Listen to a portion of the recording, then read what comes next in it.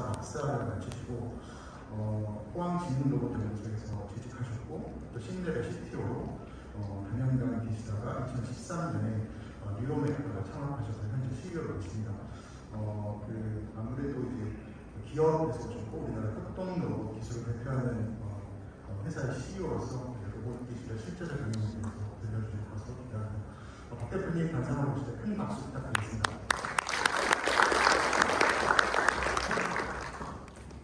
네, 감사합니다.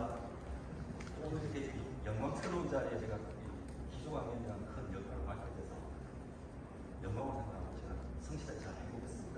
그리고 오늘 특별히 또 이거 회장님께서 직접 또 소개해 주시는 기조 강연자로서 더 열심히 해보겠다 생각이 듭니다.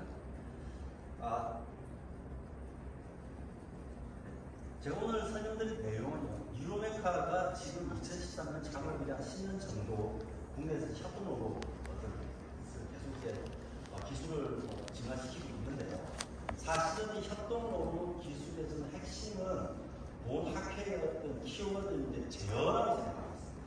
그래서 제어 측면에서 뉴로메카가 어떤 혁신을 이루고 있고 앞으로 어떤 방향으로 우리가 이제 진화해 나갈 것인지에 대해서 좀 영상 위주가 좀 약간은 좀 수학적인 내용이긴 하지만 그러니까 학회이만큼 제가 최대한 열심히 잘 설명해보겠습니다. 먼저 이제 뉴로메카에 대해서 간단히 소개해드리겠습니다. 영상으로 그냥 제가 대체하겠습니다. 협동로봇 제조회사 뉴로메카는 2013년 성인 미국 협동으로 디저트 소식, 벤타로봇 자체 개발 생산하여 로봇 자동화를 승부하고 있습니다. 합리적 가격의 협동로봇 인디 시리즈, 디저트 솔루션 인디라인, 원격 관리 시스템 인디케어, 협동로봇 플랫폼 서비스 인디고, 벤타로봇 D 시리즈 등 다양한 라인업과 서비스로 고객의 자동화 니즈를 충족시키기 위해 노력하고 있습니다. 뉴로메카는 당연간 제조, F&B, 미디어, 아트 등 다양한 현장에서 적용 실적을 쌓으며 협동로봇 자동화의 범주를 확대해왔습니다.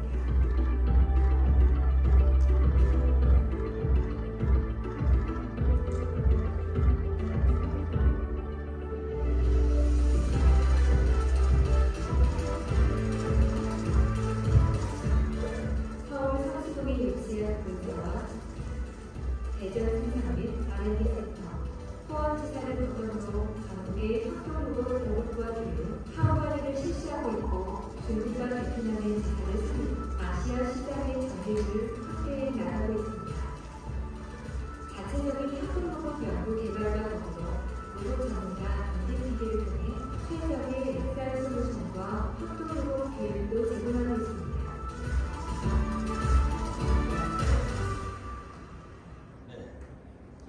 일단 제가 협동로봇에 대해서 간단히 좀 설명을 드리겠습니다. 협동로봇은 쉽게 설명드리면 안전 펜스 없이 쉽게 설치하고 사용자에게 쉽게 포획할 수 있는 상용 로봇입니다. 현재 협동로봇은요, 기존의 상용 로봇들이 좀 제휴가 제조공들이라든지 다양한 F&B 서비스죠. 그리고 웹 오토메이션을 받아서 비제도 공들이 많이 쓰이고 있습니다. 지금 보시면 특징은 보통 사람 로봇이 설치가 되는 필요한 안전 펜스가 없이 사람 옆에서 작업을 할 수 있음으로 인해서 중소제조기업에서 로봇 자동화를 도입하고 갈 때 가장 큰 문제점이 어떤 공간이라든지 비용에 대한 문제들을 해결할 수 있습니다. 그리고 아래쪽에 보시면 조리공정의 자동화와 같이 좀 비전문적이면서 다양한 작업들을 쉽게 이제 프로그래밍해서 설정되는 특징들이 있고요. 이 협동로봇이란 이 컨셉이 시장에 처음 나온 거는 2009년도에 이제 그 덴마크의 유니버셜 로봇이라는 데서 처음 협동로봇이라는 걸 개념 도입했고요. 이것들이 이제 2015년 이후로 이제 시장에서 많이 이제 좀 도입이 되기 시작하고 있습니다. 당시 이제 저희들이 타겟스라는 회사는 그 두 가지, 그러니까 두 군데가 있어요. 첫 번째는 시장을 선도하고 있는 이제 유니버셜 로봇, 그리고 기술을 선도하고 있다고 알려지는 독일 푸카의 이바라고 부르는 로봇입니다. 이 로봇들이 다른 상용 로봇들에 비해서 가장 큰 이제 눈에 띄는 차이점은 우리가 로봇을 프로그래밍을 좀 쉽게 할 수 있는 교시 기능이 있고요. 충돌을 감지해서 안전하게 하는 안전 기능이 있습니다. 이런 부분들이 있는데 이런 부분들에서 보시면 덴마크의 유니버셜 로봇들에 비해서 쿠카의 어떤 그 이바가 뭐 교시라든지 감지라든지 이런 부분들에 대해 좀 더 나아가 있는 그런 이제 기술을 선보여주고 있습니다만 가격을 보시면 뭐 3만 불대 한 뭐 7만 불 정도 큰 차이가 있습니다. 그래서 이런 부분들을 저희들이 이제 국내 협동 로봇을 도입하고 됐을 때 이 비용적인 측면이라든지 기술적인 측면이라든지 이런 부분들을 해결하지 않으면 안 되거든요. 그래서 뉴로메카는 이바를 벤치마킹해서 이 어떤 비용을 낮추기 위하고 어떤 기술 차별성을 돋보이게 하기 위해서 이바가 가지고 있는 어떤 관절 톡 센서를 저희 없애고요.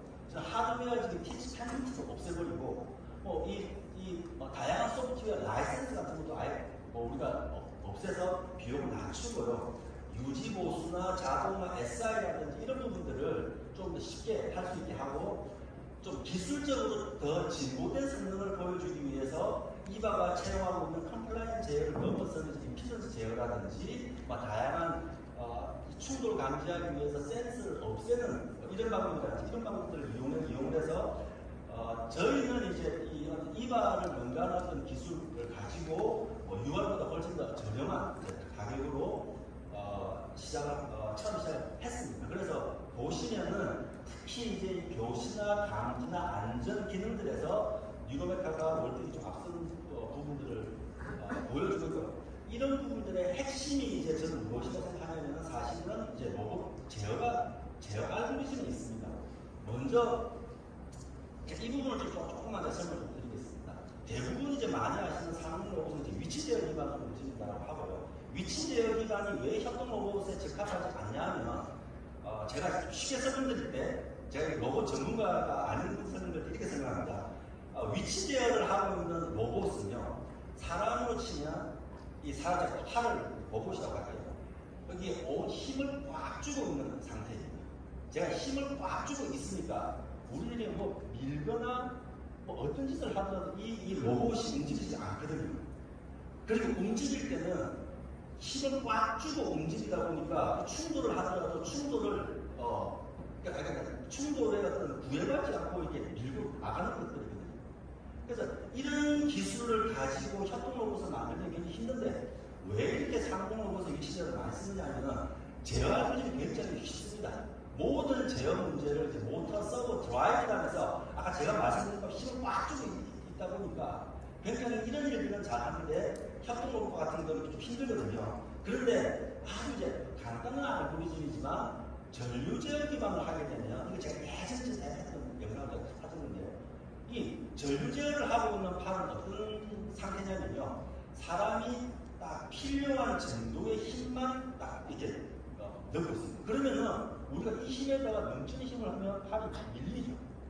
이 움직일 때도 우리가 딱 그만큼의 힘만으로 움직이다 보니까 충돌을 하더라도 자기가 멈춥니다. 이런 이제 기능이 저는 협동 로봇의 핵심이라고 생각을 했을 거예요. 사실은 제일 정확한 그 알고리즘의 내용은 알지는 못하지만 유니버셜 로봇의 UR 같은 경우는 위치 제어 기반의 우리가 어드미턴스 제어라고 부르는데 이것들을 차용하고 생각을 하고 있고요. 그래서 뉴로메카는 우리는 전류 제어 기반으로 가야겠다. 그런데 전류 제어 기반의 토크 제어가 힘든 이유는 이 시스템에 들어오는 모든 언설턴티라든지 디스터번스가 굉장히 많거든요. 이런 부분들을 어떻게 해결할 것인가가 굉장히 힘들고요. 또 그 다음에 더 큰 문제는 연구실 레벨에서는 저는 전류 제어 이런 제어를 많이 구현할 수 있습니다. 그런데 이런 전류 제어가 되는 로봇을 양산을 하려고 하다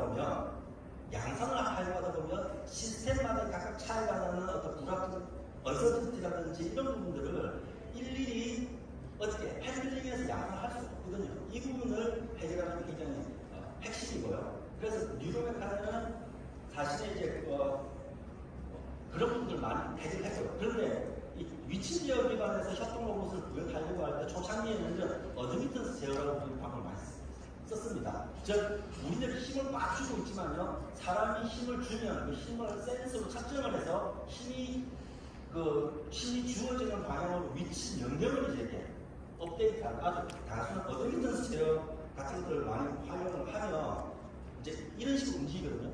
지금 이게 이제 그 슬로우 비디오가 아니고 실제로 이제 어드미턴스 제어는 굉장히 빠르게 움직이기가 힘듭니다. 근데 반면에 전류 제어 기반의 어드미턴 제어는 아까 제가 말씀드린 것 같이 굉장히 반응성이라든지 이런 부분들에 있어서 굉장히 월등하게 움직이고, 그래서 여기에서 이제 협동 로봇의 어떤 큰 이제 그림이 그리라고 생각을 하고 있습니다.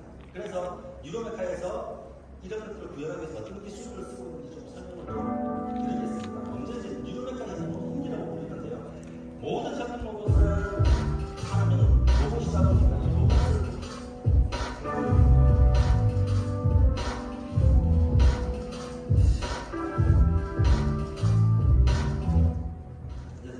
로봇을 프로그래밍하는 일은 HRI 장치에 티치 패턴을 필요하고요. 유로메카는 티치 패턴을 안드로이드 앱으로 만들어서 비용을 없앴습니다. 안드로이드 앱에 구현되어 있는 이제 그 유저 인터페이스를 통해서 자동화, 시퀀서, 로직들을 프로그래밍하고, 로봇 프로그래밍할 때 협동 로봇은 이제 직접 교시라고 해서 로봇 파일이 움직여서 위치를 알려줍니다. 맞아, 이렇게 움직여서 이 점을 기억시키고, 이 점을 기억시키고, 이 점을 기억시키고, 그리고 이렇게 그 기억된 이제 경로점들을 아까 로직에 맞추어서 실행할 때 충돌이 발생하는 경우에 로봇이 안전하게 멈춥니다. 그러니까 대부분의 협동 로봇은 UI, UX, 직접 교시, 충돌 관리가 가장 핵심 기능이고요. 이런 기술들을 어떤 식으로 구현한가가 이제 원가라든지 성능을 결정하는 주요한 원인인데, 유로메카는 이 모든 거에 들어가는 어떤 센스라든지 이런 부분들을 다 쓰지 않고 제어 알고리즘과 소프트웨어만 모니터로 기능을 구현을 해서 원가를 대폭 낮추고 성능을 높이는 이런 전략을 취했습니다. 이게 왜 이제 쉽지 않은가 이제 조금 이제 설명을 드리면, 사실은 모든 로봇들은 우리들이 모르는 것들이 항상 있습니다. 굉장히 이제 이 시스템에 들어가는 불확실성이나 노이즈가 많고요. 그리고 센스도 많이 부족하거든요. 우리가 보통 많이 알고 있는 저 운동 방정식이 있지만, 저 운동 방정식에서 모르는 것들이 굉장히 있습니다. 크게 이 시스템의 어떤 다이나믹 파라미터에 대해서 모르고요. 이런 다이나믹 파라미터에 대한 언설턴티가 발생시키는 가장 큰 문제가 이 시스템을 유한 시간 내에 발산시킬 수 있다는 문제거든요. 기본적으로 이제 이게 리카티 디퍼런셜 이퀘이션이어서 2차성에 의해서 파이나이트 타임에 시스템이 발산합니다. 이 언설턴티를 적절하게 해결하지 않으면. 그리고 그게 우리들이 가장 또 나쁜 거는 마찰력이라는 게 있는데요. 이 마찰력을 어떤 식으로 하느냐. 마찰력은 있잖아요. 우리가 마찰력 그 자체는 굉장히 패시브해서 시스템을 절대 발산시키지 않지만, 우리들 마찰력을 어떤 식으로 보상하느냐에 따라서 잘못하게 되면 시스템을 발산시킨다든지 이런 문제들이 있거든요. 그리고 이제 이 협동력 같은 경우는 외부와의 충돌이나 이 어떤 이런 것들 굉장히 인터랙션이 많다 보니까 이런 부분들을 측정하기 위한 센스가 필요한데, 유로메카는 저 센스를 도대체 어떻게 없앨 것인가. 그래서 이 세 가지 문제들을 해결하는 게 굉장히 중요합니다. 조금 더 제가 조금 더 쉽게 설명드리면, 기본적으로 우리가 이제 모든 언설턴티가 없다라고 하면 시스템에 대해서 우리들이 로보틱스에서 많이 알고 있는 다이나믹 컨트롤을 집어넣으면 항상 우리가 안정되게 제어를 할 수가 있습니다. 그런데 실제 시스템은 시스템의 어떤 다이나믹 파라미터나 마찰력과 제어기가 알고 있는 것들 차이로 인해서 저런 모델 언설턴티나 디스터번스가 시스템의 인스터빌리티를 이제 유발을 하거든요. 그런데 유로메카는 이 디스터번스나 모델 오차가 발생하는 그런 외랑들을요, 사실은 이제 HPT 제어기를 가지고 우리가 이제 볼륨을 조절하듯이 저 언설턴티나 디스터번스가 시스템에 미친 영향을 마음대로 우리가 이걸 좀 감소시킬 수가 있습니다. 그리고 전체 시스템이 어떠한 경우에도 발생하지 않도록요, 기존 인버스 다이나믹 컨트롤을 우리가 패시비티가 인듀스된 어떤 그런 인버스 다이나믹을 해서 이 두 가지를 가지고 저희들이 할 거고요. 그러면은 전체 시스템은 언서턴티나 디스터번스가 있음에도 불구하고 굉장히 우리가 원하는 어떤 성능이나 안정성을 발휘할 수가 없는데 협동 로봇의 외력이 이렇게 들어올 때 저희들이 원하는 비해이들은 이제 이 외력을 리젝션 시키는 게 아니라 수용해서 이제 임피던스 어떤 비해이들을 갖도록 만들고 싶거든요. 이런 경우에 저렇게 들어오는 외부 외력 토크를 우리가 만약에 토크 센서가 있다라고 하면요, 이 토크 센서 정보를 가지고 모멘 옵저버를 통해서, 그러니까 이 정확하게 외력으로만 들어오는 토크를 구별해내기 위해서 모멘 옵저버라는 걸 이용을 합니다.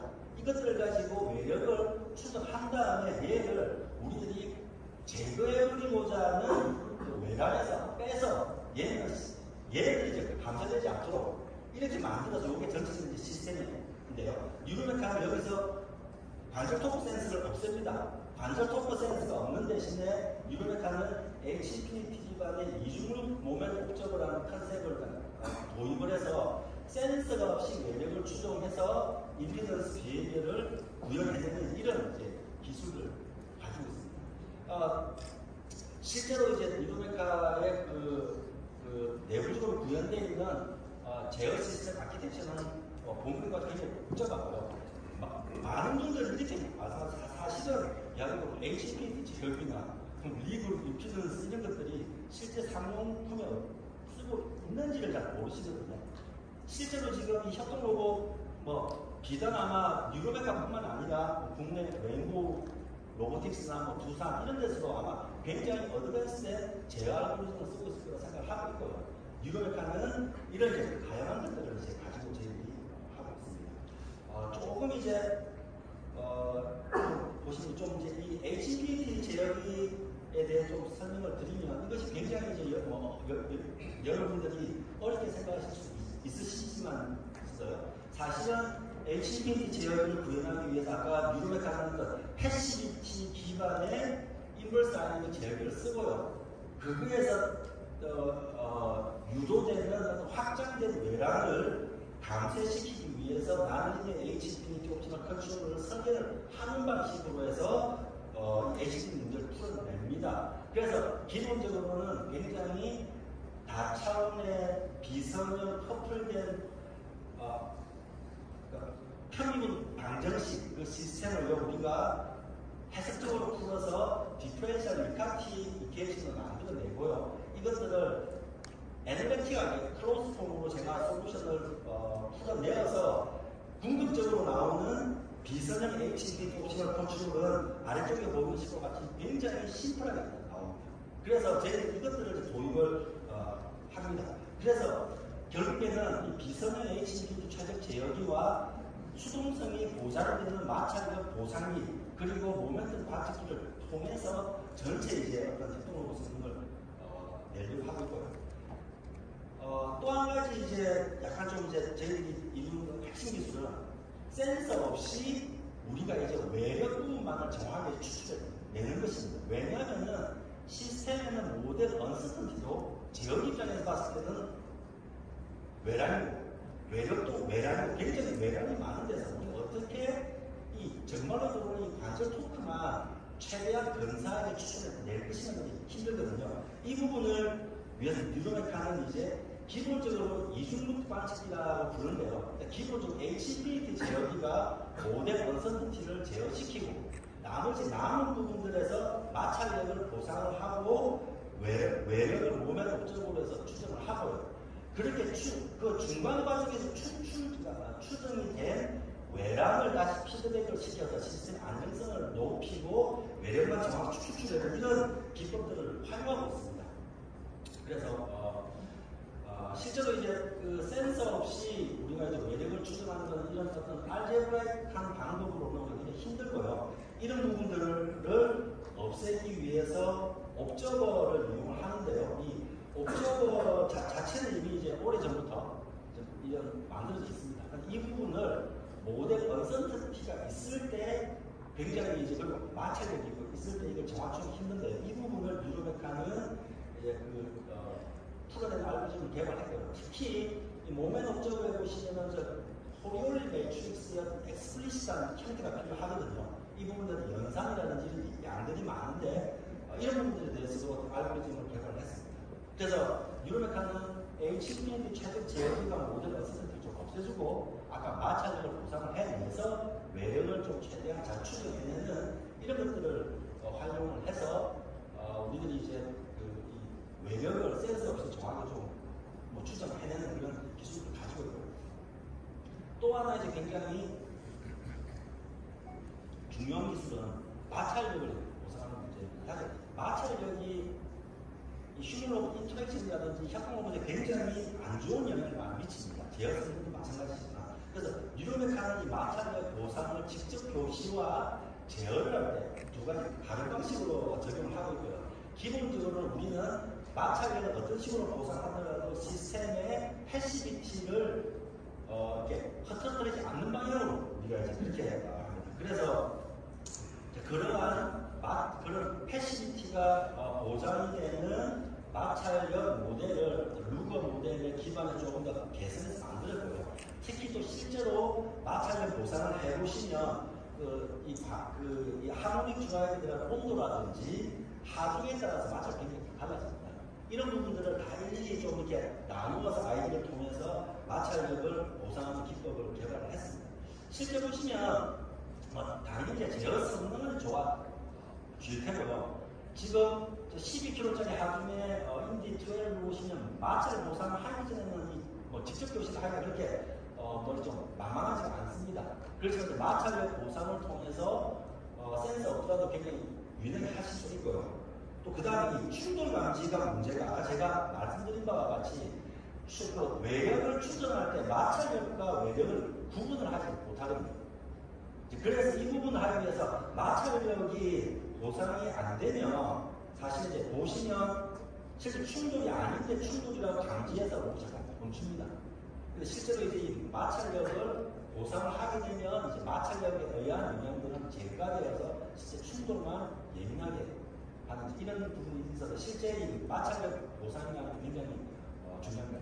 그런데 만약에 우리가 있잖아요. 그 관절 토크 센서를 이용을 하게 되면 마찰력을 보상하는 모멘트 업적가 있거든요. 굉장히 잘 알려져 있어요. 그러니까 이것들을 쓰게 되면 이 부분이 이제 없어져도 됩니다만 유료백화는 비용이라든지 이런 측면들 때문에 또 한 가지 또 중요한 사항은 실제 이 마찰력이 시스템마다 다 다릅니다.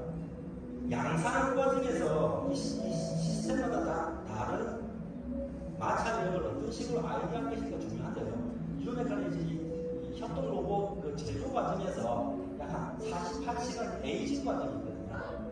에이징 과정을 반복하면서 마찰력에 대한 인수들을 추출해야 되는 그런 알고리즘이 이제 들어가 있어요. 그래서 그 알고리즘을 통해서 자동적으로 마찰력을 추정하고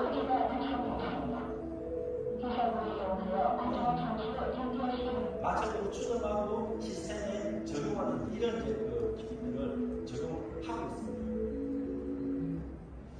그래서 제가 지금까지 이제 기본적으로 제가 이제 우리들이 쓰고 있는 그 제어 알고리즘의 어떤 HBT 제어라든지 센서 없이 외력을 추정한다든지 마찰력을 보상하는 기존의 이제 이 제어, 특히 로봇 제어에서 많이 쓰고 있는 어떤 좀 어드밴스 컨트롤 이론들을 지금 쓰고 있는 것들에 대해서 설명을 좀 드렸고요. 이제부터 그러면 뉴로메카스 봤을 때 협동 로봇의 기술이 어디로 발전할 것인가에 대해서 좀 제어 측면이나 이점에 대해서 좀 제가 설명을 좀 드리고자 합니다. 협동 로봇의 핵심 기술은 저희들은 이제 세 가지가 있습니다. 첫 번째는 이제 교시. 우리가 어떻게 HR을 통해서 로봇에 원하는 운동을 쉽게 알려줄 것인가. 아까 보셨지만 지금은 그냥 단순하겠잖아요. 그 관절의 경로점들만 우리가 지시를 하고 나머지 이렇게 인터폴레이션을 통해서 한다든지 이런 방식들이거든요. 근데 이런 방식들이 조금 이제 비효율적이고 사실은 예를 들면 모바일 로봇에 협동 로봇이 붙어있는 모바일 매니플레이터에 우리가 그러면 이 경로 교시를 어떻게 할 것인가 생각하면 굉장히 이런 방식이 좀 비효율적이라는 걸 알 수가 있습니다. 그래서 우리가 어떻게 하면 로봇을 쉽게 우리가 원하는 의도대로 교시를 할 것인가 하는 이 기술이 굉장히 중요하고, 두 번째는 안전기술입니다. 이게 궁극적으로 저는 협동 로봇이 지금 사업이나 서비스 쪽을 넘어서 아마 일반 이제 가사 매니플레이터로 갈 거라 생각을 하고 있습니다. 이게 가사 작업으로 갔을 때는 정말 극도로 안전하지 않으면 사실 못 쓰거든요. 로봇팔. 그래서 이런 경우에는 지금 협동 로봇에서 우리들이 그 정의되어 있는 것들 안전 기능들로 굉장히 많이 부족합니다. 이런 부분들은 어떤 식으로 우리가 개선할 것인지. 그리고 세 번째는 협동 로봇이 결국에는 다양한 계층에서 다양한 사람이 쉽게 쓸 수 있어야 하거든요. 그리고 다양한 애플리케이션을 많이 쓰려고 하면 이 시스템을 어떤 식으로 솔루션화하고 어떤 식으로 플랫폼화할 것인지에 대한 확장 기술, 이런 부분들이 세 가지를 유로메카에서는 기술로 보고 있고요. 간단하게 말씀드리면 현재는 이제 1세대라고 보시면 될 것 같아요. 저는 이제 3세대 정도가 이제 일반 이제 도메스틱에 들어가는 그런 로봇을 하고 있고요. 현재 1세대는 충돌 방지는 무조건 물리적으로 충돌을 해야 합니다. 충돌을 하면 그 충돌 여부를 어떤 방식으로 감지를 해서, 그리고 이게 충돌인지 아닌지는 어떤 임계치를 두고 딱 판단하는 거야. 충돌이다 멈추고 뭐 이런 식으로 하는 걸로 보고 있고요. 근데 저는 이게 2세대로 갔을 때는 충돌을 하면 안 된다고 생각합니다. 충돌을 미리 예측을 하고, 그리고 충돌 위험도에 따라서 충돌의 그 로봇의 경로를 실시간으로 변경해서 결코 충돌하지 않는, 극단적으로 충돌할 수밖에 없는 상황이라도 극단적으로 안전한 부위에 충돌할 수 있는 그런 기술들이 나와야만 저는 이게 일반 가사 쪽을 같이 하고 있고요. 교시 같은 경우도 현재는 주로 우리가 어떤 경로들에 대한 것들을 교시를 많이 합니다. 그리고 우리가 이제 어떤 작업들을 하기 위해서 좀 직접적인 위치라든지 이런 부분들에 대해서 많은 기술을 하는데 반해서 제가 설명드리겠지만, 저는 이런 게 좀 굉장히 좀 비효율적이고 좀 불합리한 부분도 있거든요. 그래서 우리들은 이제 어떤 스킬, 어떤 사람들이 가지고 있는 기술들을 어떤 방식으로 교시할 것인가, 한 이런 방식들이 좀 중요하고요. 그리고 교실을 하는 부분도 결국에는 직접 지정하는 것보다는 뭔가 좀 더 다른 방식이 있을까 생각하고 있습니다. 확장기술 쪽은 어떻게 보고 있고요. 그래서 제가 조금 더 이제 그 교실 쪽에 보시면 크게 지금 세 단계로 저는 가고 하고요. 첫 번째 1세대는 대부분 관절 교실입니다. 뭐냐면요, 관절의 위치들을 알려주는 겁니다. 그러니까 나한테 관절 공간에서 이렇게 움직여서 알리겠다는 거고요. 두 번째는 이제 작업 공간에서 교실을 하는 거예요. 그러니까 작업 공간에 축별로 이동한다든지, 그러니까 X 방향으로 이동한다거나 Y 방향 해서 이렇게 작업 공간에서 이동하거나, 아니면 작업 공간에 놓인 대상물을 기준으로 하겠다, 이런 부분들을 우리가 하고 있고요. 요게 좀 더 넘어가면 기술을 알려주고, 어떤 기술이 뭔지에 대한 좀 더 설명드리겠습니다. 그리고 그것에 따라서 경로도 관절 공간을 경로하든지 아니면 작업의 위치를 이제 하는데, 지금 현재 1.5세 정도의 협동로봇이 와 있고요. 좀 더 나가서는 우리가 옵티멀한 트러젝토리를 자동적으로 생성하고 실시간으로 궤적을 변경하는 이런 방식이었던 이 2세대 정도가 나와야 좀 더 원활한 그게 저는 생각하고 있습니다. 궁극적으로는 아마 우리들이 모르겠지만 럼바이 데몬스트레이션과 같은 지금 움직이는 것들을 보고 판단을 해서 이제 가는 그런 부분들이고요. 1세대, 1.5세대, 2세대를 조금 말로 쉽게 설명하면요, 1세대는 그냥 있잖아요. 기존의 협동로봇처럼 관절을 움직여서 관절 경험점을 알려줘. 1.5세대는요, 작업 공간에서 축별로 이렇게 이동을 하거나 비전 센스를 보고 직접 교시를 하지 않더라도 위치를 알아내서 하거든요. 2세대는요, 로봇을 직접 만지는 사람은 굉장히 비효율적입니다. 그래서 비전총이거나 원격에서 최적으로 교시하는 이런 기술들이 필요하다고 생각을 하고 있고요.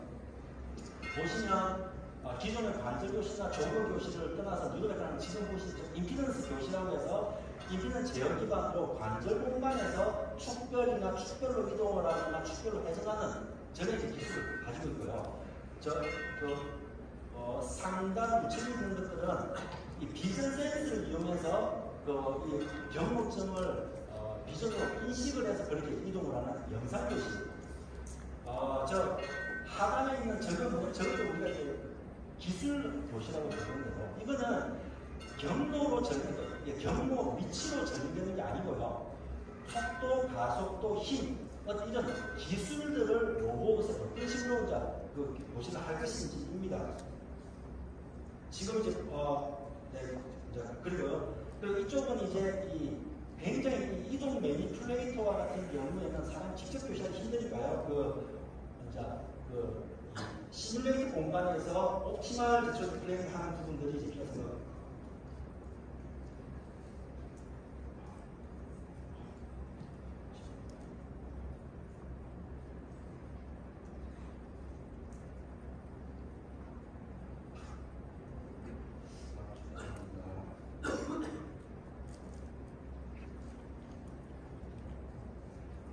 그래서 실은 이제 저희들이 최근에 좀 이제 그 관심을 가지고 있는 분야는요. 그러니까 이 모바일 매니플레이터에서 우리가 직접 교시를 어떤 식으로 할 건지. 이게 사실 굉장히 쉬운 문제이지만 이게 굉장히 여러 가지 그 어프로치가 가능하거든요. 그래서 이동하는 협동 로봇이 있을 때 이 부분을 어떤 식으로 교시를 할 것인지에 대한 문제들이 지금 제가 생각하고 있듯이 이제 그런 문제들입니다. 그래서 이제 그 임피던스 제어 같은 경우는 제가 이거 좀 빠르게 넘어가겠습니다. 그래서 일단 임피던스 제어 기법을 이용해서 하고 있고요. 그래서 임피던스 제어를 통하게 되면 저렇게 뭐 위치 공간에서 움직인다든지 회전만 시킨다든지 일반적인 저런 임피던스 작업이 가능하고요. 이거는 보시면요. 제가 이제 로봇 자체를 XY 면에서만 움직일 수 있도록 만들어 둔 거고요. 놀라운 거는 지금 이게 HBP가 임피던스 제어가 돌아가고 있는 건데요. 보시면은 이 상황에서 전혀 센서 같은 게 없더라고요. 보시면 어떤 언노운 이 디스터번스가 관절 중간에 가해지더라도 시스템은 전혀 영향을 받지 않고 우리가 원하는 임피던스 비율을 내립니다. 그래서 이런 부분들이 굉장히 이제 우수한 기술 생각을 하고 있고, 그래서 이게 그러니까 센서가 없더라도 우리가 사실 다 제한적으로 하고 있다는 것들입니다. 그리고 이제 영상 교시 같은 부분들도 지금 넘어가겠습니다. 시간상. 그리고 이제 이게 굉장히 중요합니다. 저희들이 그러면 로봇을 이제 손을 만져서 직접 교시하는 게 아니고요. 손을 만져서 하게 되면 굉장히 동적인 운동을 기술할 수가 없거든요. 이런 부분을 하려면 반드시 이제 어떤 원격의 어떤 디바이스 통해서 해야 되는 이런 때문에 기구학적인 구조나 이런 게 하다 보니까 이제 속도 제한에 걸린다든지 아니면요, 우리들이 이제 실제로 이게 넘어지지 않게 하려면 자세히 지켜야 되는 거예요. 그리고 스스로 이렇게 충돌을 한다든지 이런 부분들이 발생할 수밖에 없거든요. 이런 부분들이 있으면 사실 마음대로 할 수가 없습니다. 그래서 이 부분들을 저희가 이제 QPR 기법을 통해서요, 사실 보시면은 실시간으로 그런 경로들을 다 계산을, 제한들을 반영하는 실시간 경로 수정을 저희들이 하고 있습니다. 이런 부분이 있어야 제가 아까 말씀드린 그런 스킬 교시와 같은 동적인 운동을 원격에서 트랜스파하는 게 가능하다고 생각하고 있고요. 그리고 그거는 이제 다양한 어떤 엑셀러레이션을 교시한다든지 저촉력을 교시한다든지 이런 부분들을 하기 위한 요즘 필트링이라는 새로운 기법을 저희들이 도입을 해서 문제를 해결하고 있습니다. 그리고 물론 이런 이제 회전식 교시 문제도 하고 안전기능 같은 경우 굉장히 중요합니다. 저는 이제 1세대 안전기능은 굉장히 쉬워요. 그러니까 토크 센스를 가지고 직접 측정을 한 다음에 충돌이라고 여겨지면 무조건 멈추는 게 이제 1세대고요. 저희들이 생각하는 1.5세대는 센서 없이 충돌을 측정을 하고, 그리고 충돌인지 아닌지를 학습을 통해서 판단을 하는 겁니다. 그러면 보다 더 정밀하고 좀 신속한 이 충돌 관계 가능하거든요. 그런데 이제 제가 바라는 것은 2세대는 어떤 이 비전 센서 같은 다양한 센서를 활용해서 충돌을 예측을 하고, 이 충돌이 예상이 되면 실시간으로 경로를 변경시켜서 작업을 하는 이 부분에 대해서 지금 굉장히 좀 저희들이 액티브하게 연구하고 있는데 아직까지 많은 결과들을 내지는 않고 있습니다. 현재는 유로메카는 1.5세대까지 와 있고요. 대부분의 합동 로봇들은 1세대 1.5세대 중간 정도에 머무르다고 보시면 됩니다. 그래서 보시면 저희들이 이제 딥러닝 네트워크를 통해서 굉장히 예민하고 민감한 셔터 로봇을 이제 저희 충돌관자 알고리즘을 구현해서 도입을 하고 있고요. 손가락 하나 정도의 힘을 저희들이 이제 그 부분을 해낼 수가 있습니다. 그래서 이런 부분들에 대해서도 저희들이 많은 연구들을 해오고 있고요. 실제 좀 재밌는 부분은 저희들이 이제 그 모멘 옵저버 기반으로, 그러니까 통상적인 임계치 기반으로 했을 때 저희들이 충돌 감지제라는 어떤 시간, 실제 충돌이 발생했을 때 이 모멘 옵저버는 한 50mS 정도, 50마이크로세컨드 정도에서 50mS 정도 딜레이가 있어야 충돌 감지를 하는데 반해서 이 시험을 통해서 때는 그냥 절반 정도 민감하게 반응을 하고, 그리고 우리가 그러면 극단적으로 민감하게 반응하기 위해서 임계치를 낮추게 되면요, 기존의 방식을 이렇게 이제 오타를 합니다. 실제 충돌이 아닌데 충돌이라고 자기 반응을 하는 거죠. 그런데 이제 이 실험을 통해서 했을 때는 굉장히 민감하게 잘 하고 있다. 그리고 또 중요한 것들 하나가 이 충돌 실험망의 시계를 학습하는 것들이 학습 시간이 많이 필요하거든요. 이 부분들을 저희들이 어떤 이 일반화 성능이 있다는 것들을 증명을 하지 못하고 실제로 이제 입증을 했는데, 실험으로 이제 입증을 했습니다. 그래서 실제로는 전혀 다른 모델에서 다른 하드를 가지고 학습한 데이터를 가지고 전혀 다른 로봇의 다른 하드에 대해서 했을 때 동일한 충돌을 했을 걸 낸다는 것들이 보였습니다. 그래서 이런 부분. 그리고 또 이제 협동 로봇이 한 자리에 머물러 있을 경우에 비효율적이죠. 그래서 지금 이 모바일 베이스 위에 매니플레이터 올라가고 아까 유로메카 개발한 센스가 통합이 된 모바일 매니플레이터 시스템에 대해서도 굉장히 많은 연구를 하고 있고요.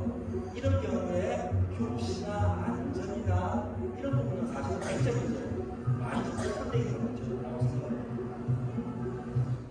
하고 있습니다.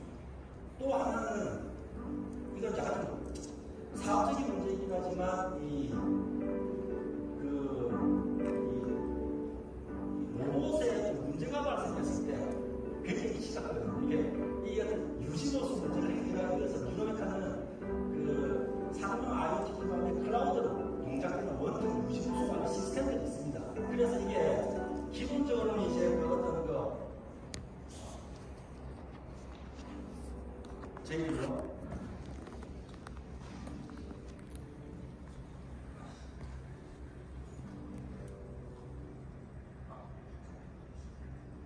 기본적으로 이제 그 웹캠을 이용해서 영상 신호를 블랙박스와 같이 취득을 하고요. 그러니까 또 중요한 거는 원격지에 있는 로봇을 그래서 본사에 있는 직원이 우리가 티치 컨텐츠로 접근을 해서 프로그래밍을 할 수 있는 기능이 있습니다. 이런 기능까지도 필요하다. 그리고 제가 또 마지막으로 좀 설명드리고 싶은데 이 협동 로봇이 지금 이제 경계를 많이 넓혀가고 있습니다. 대부분의 협동 로봇이 가장 이제 좀 약점이 이제 어떤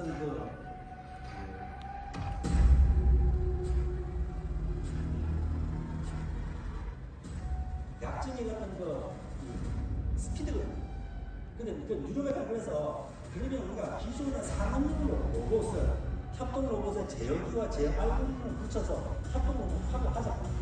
그래서 기존의 산업용 로봇이지만 직접 교신 충돌을 하든지 아까 제가 말씀드린 제하고 그대로 들어가면 협동 로봇가 잘 움직입니다. 이 경우에는 이제 이 로봇이 굉장히 이제 빠르게 산업용 로봇과 같은 스피드로 작업을 하다가 충돌이 예상이 되거나 감지가 되면 속도를 키는 이런 방식의 어떤 그 방식을 도입을 했고요. 그래서 저희들이 이제 새로운 이제 아이폰이라고 하는 새로운 라인업을 출시했습니다.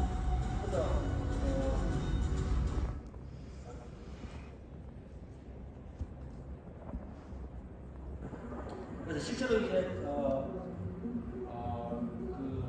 이게 지금 조금 더 이제 우리가 지능이 좀 올릴 필요가 있지만 간단하게 쓸 수 있는 라이다와 같은 시스템을 이용해서요. 라이다가 사람을 감지해서 거리에 따라서 속도를 실시간으로 늦춘다든지. 그래서 사람이 이제 극단적으로 사람이 이제 붙게 되면 어떤 한착식 티칭 디바이스를 가지고 이제 교실을 하고 이런 식의 스킬이라든지 이런 굉장히 새로운 컨셉인데 이런 라인을 다 하고 이게 3km부터 20km까지 IP67 등급까지 라인업을 다 갖추고 있어서 조금 이제 실제 대기업 양산 쪽에도 협동로봇이는 좀 도입될 수 있는 그런 이제 좀 기회를 만들었습니다. 그리고 마지막으로 이제 이게 뉴로메카에서는 이게 개발 쪽에 생태계를 만드는 데 관심이 좀 많습니다. 그래서 우리 어떤 회사들보다도 이 뉴로메카 쪽을 가지고 알고리즘을 구현할 수 있는 SDK라든지 API 이런 부분이 많거든요. 그래서 이런 부분을 활용해서 어떤 싱귤러리티의 로버스트한 부분이 재활용적인 개발한다든가 이런 다양한 애플리케이션을 쓸 수가 있거든요. 현재 또한 24군데 정도의 학교에서 저희 SDK를 가지고 재활용적인 개발하고 있습니다. 제가 이것으로서 오늘 제가 설명드리고 싶었던 내용 좀 설명을 다 드리고요. 중요한 거는 어쨌든 이 제어라든지 이런 부분들이 정말로 이제 잘 되었을 때 사실은 어떤 시스템의 한계라든지 애플리케이션의 바운더리를 넘어설 수 있다라고 저는 믿고 있거든요. 그래서 오늘 이 학회에 참석하신 모든 연구자분들이 하시는 것들이 실제 지금 쓰이고 있는 이제 이 협동 로봇에도 아주 액티브하게 활용되고 있다는 것들을 저는 알려드리는 게 굉장히 큰 의미를 생각합니다. 네, 감사합니다. 실질적인 응용에 대해서 흥미로운 강연 감사드립니다. 잠깐만 혹시 플로어에서 한두 개 간단한 질문 있으시면 대표님께 말씀을 좀 들어볼 수 있을 것 같습니다. 그 토크 외란을 관측하기 위해서는 사실은 직접 구동 방식 외에 간접 감속기 같은 것이 사실 측정이 굉장히 어려울 거로 저는 예상이 되는데 그 문제는 어떻게 해결하셨습니까? 그러니까 기본적으로 일단 센서 없이 충돌을 감지하거나 직접 교체를 하려면 하드웨어적인 가장 리미트는요. 감속기가 이제 역구동 가능해야 됩니다. 백드라이브를 해서 우리들이 이렇게 힘을 줬을 때 움직일 수가 있는 상태가 미니멈이에요. 그래서 예를 들면 뭐 굉장히 이제 감속기가 크다거나 마찰력이 커서 우리가 밀 수 없는 경우는 그걸 알 수가 없고요. 그래서 그런 지금 현재 협동 로봇들은 뉴로메카 이제 12kg까지가 1.3kW의 이제 모터까지 쓰고 있는데 여기까지는 이제 하급 드라이브를 사용하고 있어서 그런 문제들은 크게 없습니다. 그런데 더 나아가서 이제 사이클로이드라든지 좀 큰 경우에는 저희들이 어떤 식으로 그걸 할 것인지, 센스를 붙이든지 안 붙이든지 그런 충돌을 구별해내는 그런 알고리즘도 연구가 필요합니다. 하모닉 드라이브를 쓰는 경우에도 감속기의 제곱의 형태로 감쇄가 되기 때문에 센싱이 어렵지 않을까요? 그래서 이제 그런 부분을 하기 위해서 아까 마찰력이라든지 여러 이제 제어적인 이제 좀 기법들이 필요합니다.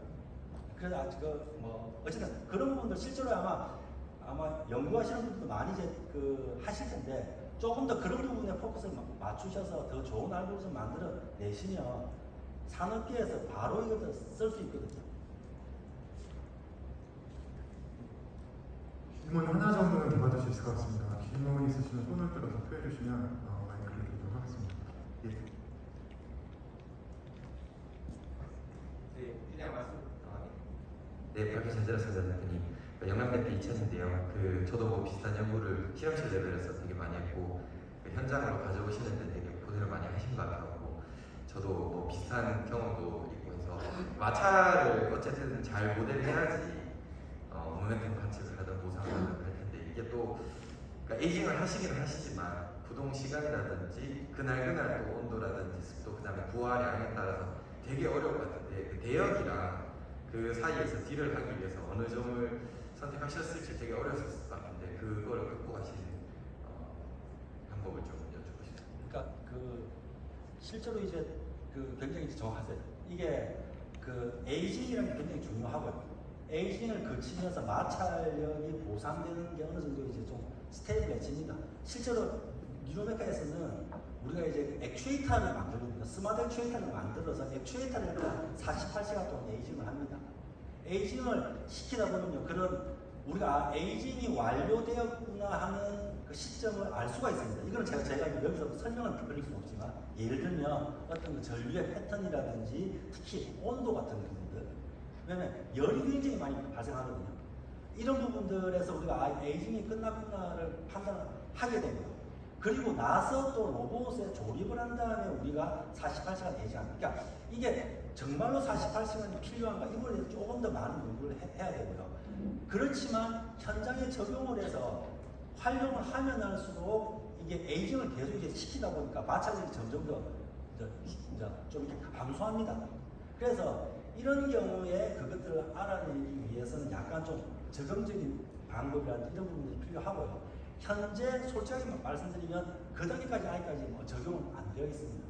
그러니까 저희는 마찰력 보상이 궁극적으로 아주, 그러니까 마찰력을 100% 보상하는데 목표를 두고 있지 않고요. 한 50% 정도만 하더라도 우리가 어떤 그 직접 교시나 충돌 감지에 충분한 그러니까 그 정도에서 보상을 해서 그런 문제들이, 나머지 마찰력 부분은 아까 HPD 제어기라든지 다양한 제어 알고리즘 내에서, 그리고 뉴로메카 이 로봇 제어 알고리즘 굉장히 원활하게 동작하는 핵심적인 또 요인 중에 하나는 이 뉴로메카 이 제어 알고리즘과 제어기가 굉장히 최적화되어 있습니다.